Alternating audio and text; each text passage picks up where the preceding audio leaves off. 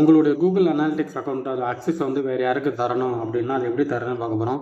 Just Google analytics dashboard login பண்ணிவிட்டு கீழே இந்த அட்மின் சொல்லிட்டு ஒரு ஆப்ஷன் இருக்கா, எந்த ஒரு ஆப்ஷன்ஸ் வந்து கொடுத்துக்கோங்க. இதை கொடுத்தீங்கன்னா உங்களுக்கு வந்து இந்த இடத்துல பார்த்தீங்கன்னா அக்கௌண்ட் ஆக்சஸ் மேனேஜ்மெண்ட் அப்படின்னு சொல்லிட்டு ஒரு ஆப்ஷன் வரும். இந்த ஆப்ஷன்ஸை கொடுத்துக்கோங்க. அகைன் இதை கொடுத்துட்டு ஒன்ஸ் இங்கே ரைட் சைட் பார்த்தீங்கன்னா உங்களுக்கு ஒரு ப்ளஸ் பட்டன் இருக்கும். இந்த இருக்குங்களா, உங்களுக்கு ரைட் சைடு கார்னரில் ப்ளஸ் பட்டன் இருக்குங்களா, ஜஸ்ட் இந்த ப்ளஸ் பட்டனை கொடுத்துட்டு ஆட் யூசர்ஸ் அப்படின்ற ஆப்ஷன்ஸ் கொடுத்துக்கோங்க. இப்போ நீங்கள் யாருக்கு அக்சஸ் தரணும் அவங்களோட மெயில் ஐடியை என்ட்ரு பண்ணுவேன். ஃபார் எக்ஸாம்பிள் நான் யாருக்கு அக்சஸ் பண்ணணும்னு நினைக்கிறேன்னா அவங்களோட மெயில் ஐடியை இந்த இடத்துல என்ட்ரு பண்ணிடுங்க. ஜஸ்ட் அவங்களோட மெயில் ஐடி என்ட்ரு பண்ணிவிட்டு அப்படியே கீழே வந்தீங்கன்னா இங்கே நிறைய ஆப்ஷன்ஸ் இருக்கும். அவங்களுக்கு அட்மின் அக்சஸ் தரீங்களா, எடிட்டர் அக்சஸ் தரீங்களா, இது எல்லாத்தையும் பாருங்கள். Admin access mean full access உங்களுக்கு கொடுக்குற மாதிரி இருக்கும். ஸோ இதில் எந்த ஆப்ஷன்ஸ் கொடுக்கணுமோ அந்த ஆப்ஷனை சூஸ் பண்ணிக்கோங்க.